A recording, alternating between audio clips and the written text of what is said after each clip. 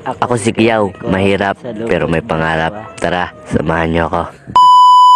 For today's video, samahan niyo ako magpagupit kasi mahaba na yung buhok ko. Hinawakan ko nga, mahaba na talaga. Kaya hinawakan ko pa. Kaya tara, samahan niyo ako. Pumasok na ako sa loob kasi kukunin ko yung damit ko at kinuha ko na nga at lumabas na nga ako.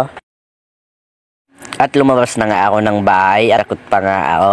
At tiningnan ko nga yung langit kung okay, mainit naman. At so pababa na nga pala ako dyan kasi papunta na ako sa highway. Kasi doon ako sasakay. At nandito na nga ako sa highway. Tiningnan ko pa nga dito kung may tricycle dumadaan. Wala pa dumadaan na tricycle. Kaya naisipan ko na agad maglakad na ako. Kasi masyado nang mainit. Naglakad pa nga ako at yung lakad ko dyan, mabilisan na yung lakad ko kasi masyado nang mainit dyan. At binilisan ko na agad yung paglalakad ko kasi mainit na, grabe na yung init eh. At yun, nakadating nga ako sa may tricycle, yan na nga pala at sumakay na nga pala ako sa tricycle dyan.